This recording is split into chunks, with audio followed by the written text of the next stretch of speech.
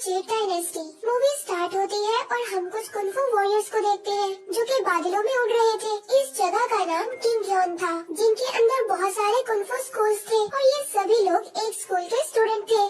यहाँ पर हम ज़ेंग नाम के लड़के को देखते हैं। ज़ेंग भी इस स्कूल का एक स्टूडेंट था, लेकिन ज़ेंग काफी कमजोर था। वो अपने सीनियर्स की तरह पावरफुल नहीं था, लेकिन ज़ेंग दिल का साफ इंसान था, तभी इसके सीनियर्स इसको पसंद करते थे और ज़ेंग सभी लोगों के लिए खाना भी बनाता था। इन सब में एक टियान नाम की लड़की भी थी, जो कि इसके मास्टर की बेटी थी और शायद ज़ेंग टियान को पसंद करता था, लेकिन टियान उसको अपना भाई समझती थी और हमेशा उसका ख्याल रखती थी। और अब डिनर के वक्त सब लोग बैठे ज़ेंग से बात कर रहे थे, क्योंकि 10 साल हो गए थे। ज़ेंग अभी तक अच्छा कुंफू वॉरियर नहीं बन सका था। टियान हमेशा ज़ेंग की ट्रेनिंग में उसकी मदद करती थी। वो ज़ेंग से कहती थी कि उसको सारा ध्यान लगाकर अपनी एनर्जी को बाहर लाना होगा, लेकिन ज़ेंग कभी फोकस नहीं कर पाता था। वो टियान की ब्यूटी की वजह से डिस्ट्रैक्ट हो जाता था। तभी ज़ेंग को याद आता है कि आज से 10 साल पहले इसी दिन इसके पेरेंट्स को मार दिया गया था। ये सुनकर टियान ज़ेंग को उसके विलेज लेकर जाती है। ज़ेंग उसको बताता है कि 10 साल पहले जब वो अपने घर वापस जा रहा था तो उसने देखा था कि उसके विलेज के पास बिजली का एक घेरा बना हुआ था। ज़ेंग के फादर, जो कि कुंफू के मास्टर थे, और वो किसी डीमन से लड़ रहे थे और उसने मास्क भी पहना हुआ था और उन्होंने डीमन को हरा भी दिया था, लेकिन लास्ट में उस डीमन ने अपने थंडर वॉर्सन पर अटैक किया था और सब खत्म हो गया। और वो बताता है कि जब सुबह को मैं और मेरा फ्रेंड जागा तो विलेज के सभी लोग मारे गए थे, जिन लोगों में उसके पेरेंट्स भी शामिल थे। और ज़ेंग ने तभी कसम खाई थी कि वो अपने पेरेंट्स का बदला जरूर लेगा। और तभी वहाँ पर कुंफू के मास्टर्स आए थे और उनके साथ टियान भी थी। तभी ज़ेंग ने मास्टर से कहा था कि वो उसे अपना स्टूडेंट बना ले ताकि वो अपने पेरेंट्स का बदला ले सके। और तभी से ज़ेंग के स्कूल में है और ज़ेंग टियान को बताता है कि 10 साल हो गए, मुझे अभी भी पता नहीं चल सका कि विलेजर्स की मौत का जिम्मेदार कौन था। इसके बाद हम स्कूल को देखते हैं, जहाँ पर सारे कुंफू मास्टर्स इकट्ठा हुए थे और इनमें एक लेडी मास्टर भी थी, जो सिर्फ लड़कियों को अपना स्टूडेंट बनाती थी। और यहाँ पर ये सभी लोग कुंफू कॉन्टेस्ट की बातें करते हैं, जिसमें सभी स्कूल के स्टूडेंट्स हिस्सा लेने वाले थे।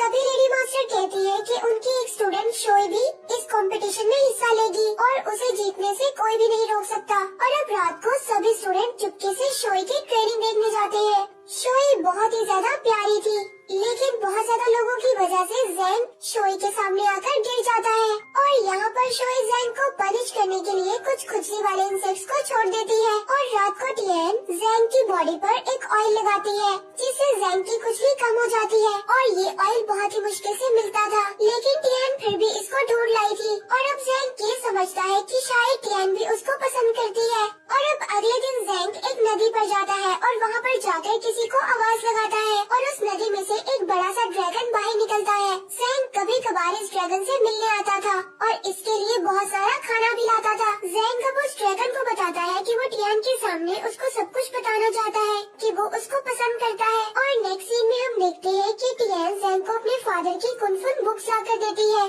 क्योंकि वो चाहती थी कि कॉन्टेस्ट से पहले ज़ेंग भी एक अच्छा कुंफू वॉरियर बन जाए। और इसके बाद ज़ेंग अपनी ट्रेनिंग कर रहा था, तभी जो उसके पास लॉकेट था वो चमकने लगता है और ये स्टोन उसके फादर ने दिया था और कहा था कि ये बहुत ज्यादा पावरफुल है, लेकिन ये स्टोन तुम्हें अपने कंट्रोल में भी कर सकता है, इसीलिए तुम्हें इस स्टोन को एक गहरी खाई में फेंकना होगा। और अब जब से ये स्टोन ज़ेंग के पास था और अब फाइनली ज़ेंग इस स्टोन को फेंकने के लिए चला जाता है, लेकिन तभी वहाँ पर एक मॉन्की आकर ज़ेंग को बहुत ज्यादा परेशान करता है और वो उसके पीछे पड़ जाता है और वो ज़ेंग से स्टोन को लेने के लिए उसे धक्का दे देता है और ज़ेंग एक गहरी नदी में जा गिरता है। और अब ज़ेंग डूब रहा था, लेकिन वो स्टोन उसे पानी से बाहर ले आता है। और अब बाहर निकलते ही वो मॉन्की दोबारा ज़ेंग से वो स्टोन छीनने की कोशिश करता है और उसके हाथ पर काट भी लेता है।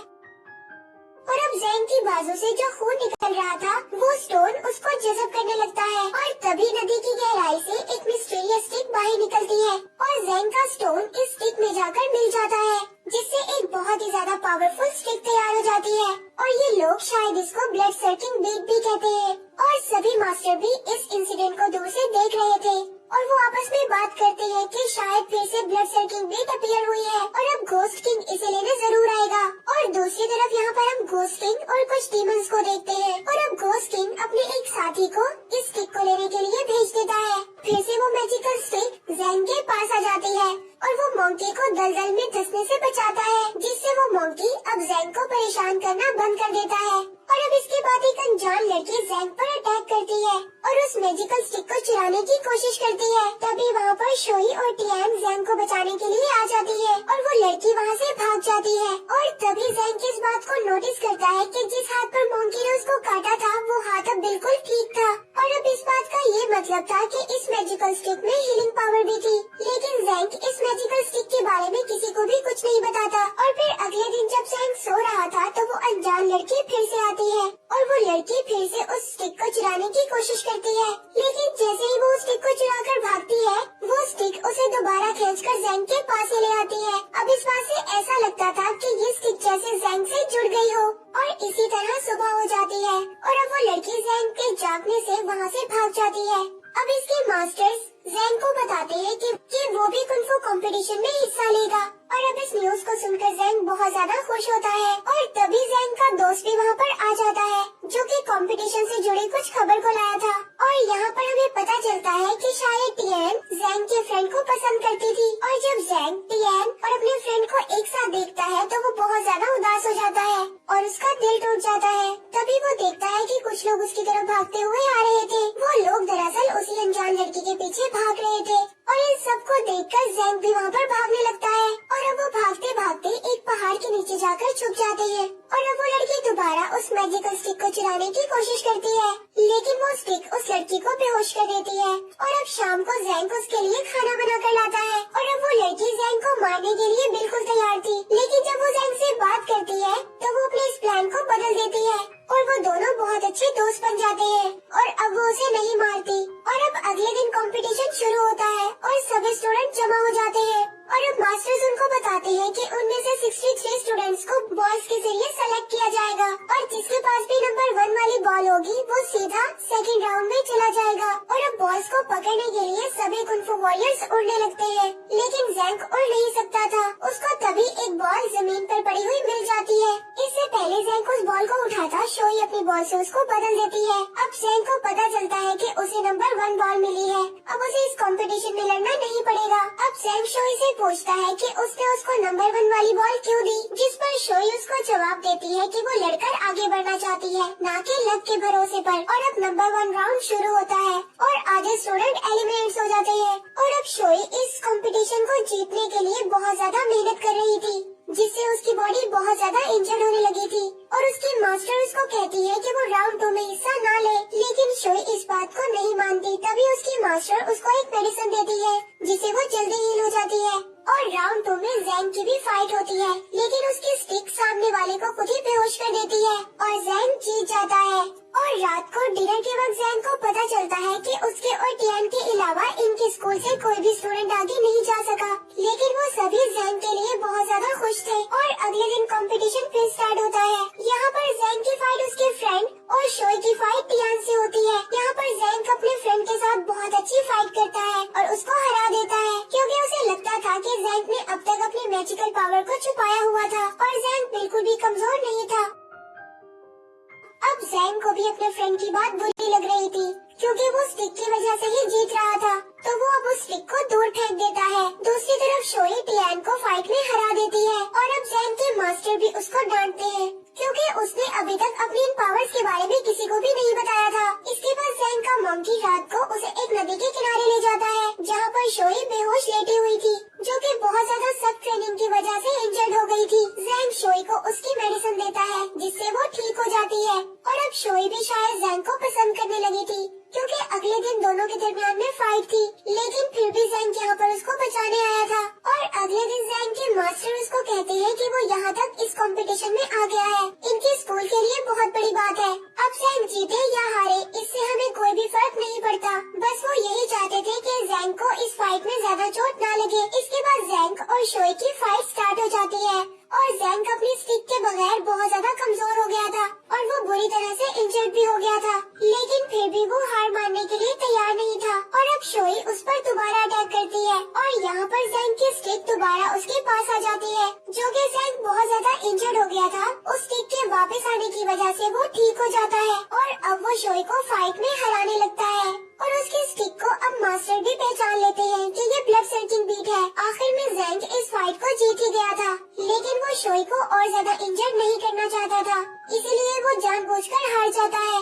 दूसरी तरफ हम उस लड़की को देखते हैं जो कि मैजिकल स्टिक को चुराने में बहुत ज्यादा नाकाम हो गई थी और अब घोस्ट किंग सभी डीमंस को अर्थ पर भेज देता है। और यहाँ पर सबसे पहले पपेट डीमन को देखते हैं जो कि कुंफू वॉरियर को अपने कंट्रोल में कर उसके सभी साथियों को मार देता है। उसके बाद दूसरा डीमन जो कि सभी को अपने अंदर एब्जॉर्ब कर लेता है। इसके बाद कुछ और डीमंस जो कि वहाँ पर सभी स्टूडेंट्स को मारने लगते हैं और यहाँ पर मास्टर्स को पता चलता है कि ज़ैंग इवल कुंफू का यूज कर रहा था और अब उसको मार देना चाहिए क्योंकि ये रूल्स के खिलाफ था और डेंजरस भी।